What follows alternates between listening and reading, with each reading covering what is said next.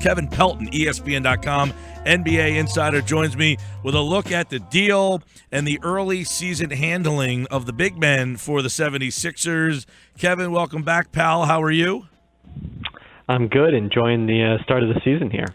Yes, a lot of interesting storylines right off the bat, including one in Philadelphia where the last couple of years there hasn't been a lot of reasons to watch. I think Joel Embiid has almost turned into must-watch right off the bat. Are you surprised at how quickly he has made an impact, even though the team has not won, just his numbers, how impactful he's been?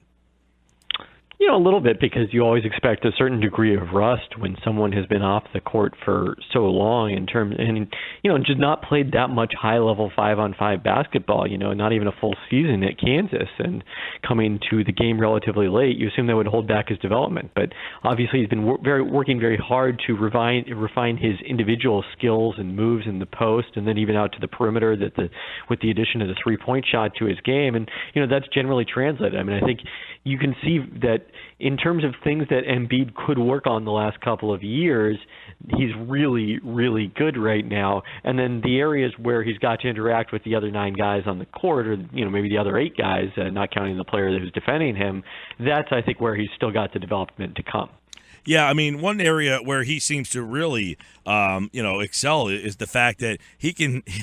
It doesn't matter who's defending. I mean, he had Steven Adams on him on opening night. He seemed like he didn't have a problem there. Adams a pretty good defender. Vucevic last night, I mean, he had his way there. He seems like he's a handful when he gets the ball in the post, but he can also pull up. He can spot up. He's going to be a tough guy to defend. Don't you agree? Yeah, I wouldn't want to defend him if I was a center, and the ability to do both of those things, the post and the step away from the basket, I think is what makes it difficult. If he was just steppy away from the basket, okay, then maybe you cross-match defensively, you put a power forward in him, and that kind of takes that element away. But you can't do that with Embiid, because then he'll take that guy down to the post, and I think that's what you ideally want in the modern NBA. It's not about necessarily going away from the post in favor of the perimeter. It's about having the option to do either of those depending on what the matchups are. ESPN's Kevin Pelton, NBA Insider. All right, you've seen him beat only a handful of games, but just his skill set. Do you look at Okafor, Noel, and say, what Embiid does, he fits pretty good with either one of those two guys? Well, in terms of them playing next to him? Yeah, at the same time, because Brett Brown has said he would like to play Okafor and Embiid together. He hasn't really mentioned Noel a lot, because Noel's been hurt, but he wants to play those two guys together. Do you see that as a fit? I think it's more doable with Noel, because he's shown that he can defend on the perimeter, and some of the downside of having him defending on the perimeter is, well, then you don't have him at the rim protecting the rim. Well, Embiid still gives you that rim protection in maybe a different way than Jahlil Okafor did last year when he played him with Noel. So I still don't think that's going to maximize him, but I think that's probably a more realistic combination than Okafor and Embiid, because one of those two guys is going to have to defend the growing number of stretch fours in the league, and that's going to be a challenge, even though Okafor did a little bit of that in the second half of last season when he and Noel kind of flip-flop defensive responsibilities in those lineups. Kevin, a lot of people around here already getting frustrated. Do you think the Sixers have been too careful with these guys? I mean, Embiid won't play tonight. Okafor didn't play last night. There's so many people who have said, I don't remember a team ever having these minute restrictions and how many restrictions these guys have. Do you think they're being too careful with these guys? I don't. I mean, I really don't think that's possible when you look at how important these guys, particularly Embiid, are to their future. And maybe you can throw Ben Simmons into that mix, although we haven't seen yet how careful they're going to be with his comeback. But I would assume they're going to err on the side of caution because, it's nice for the Sixers to be more competitive on the court this season. Your goals are not going to be accomplished in 2016-17. They're going to be accomplished in 2018, 2019, down the road. And keeping these guys healthy to make sure that they're a part of that is the best thing you can do. So let's ask this question then. They made a trade yesterday. They get Jerami Grant goes to Oklahoma City. And Jerami Grant was kind of a poster child for the Sam Hinkie process, a second-round pick that they developed him. And I thought Brett Brown said something interesting yesterday. He said he worked so hard and developed to the point that another team wanted him, and then they got an NBA player back in return in Ilyasova. So did you like the deal that Colangelo made? This is clearly a deal that we haven't seen from the Sixers for today rather than tomorrow.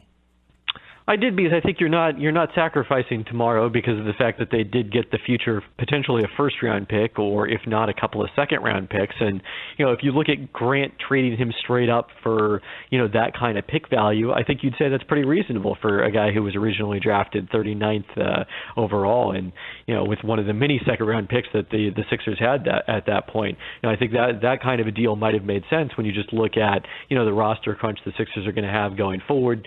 The fact that they've got so much cap space that Grant's cheap contract doesn't help them as much as it does a team like Oklahoma City.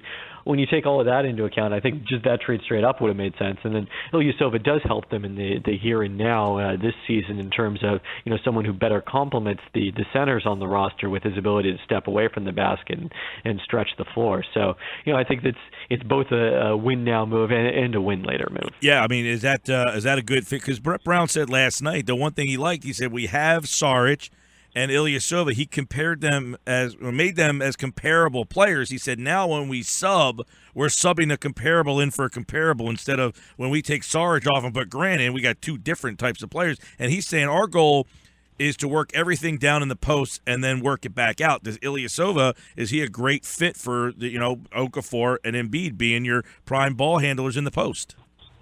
He is. I mean, I think he probably becomes the best front court shooter on the Sixers roster at this point. Ahead of Saric and then maybe even ahead of Robert Covington, if you want to include him in that mix.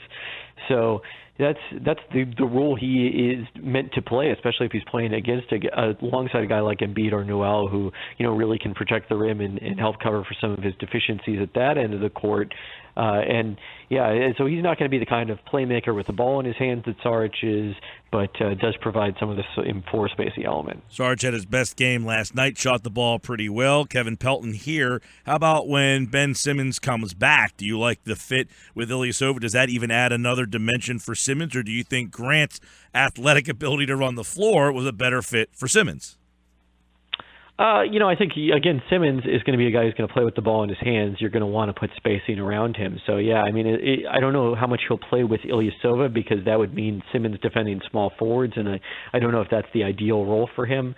You assume he's going to play that role somewhat with Saric, but in terms of offensively, I think it does allow you to invert a little bit where, Ilyasova is essentially the guard in those lineups, and then Simmons in that case maybe can post up a little bit more, or he's handling the ball at the top of the key with the ball in his hands. So far, Sixers have not won, but have you seen progress from this team? Are you saying, yes, they are finally moving in a direction that looks like progress, or does this look like another 10 to 15 win season?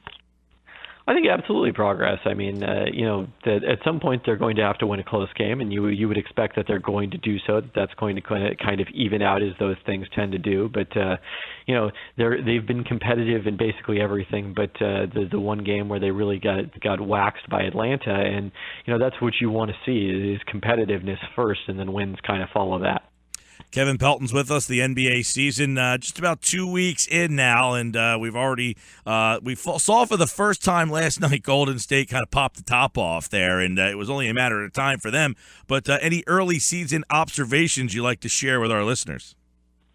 Well, I think the most interesting thing to me so far has been the way that Chicago has played, a team that people like me were skeptical of this offseason after they added Dwayne Wade and Rajon Rondo and, kind of hurt their floor spacing. And lo and behold, they're making 43% of their threes. They have the best offense in the NBA so far, and they're 3-0. I mean, I don't think that three-point shooting is going to continue at this pace, but, they've certainly shown that they can do some things offensively to take advantage of those guys' talents. They're number one in the league in offensive rebounding by a mile, and I think they look so far like a playoff team even when that shooting starts to cool down. Sixers take on the Hornets tonight. Embiid will not play. Okafor will. NBA with Kevin Pelton, ESPN.com, of course, here on the Sports Bash. Thanks, Kevin.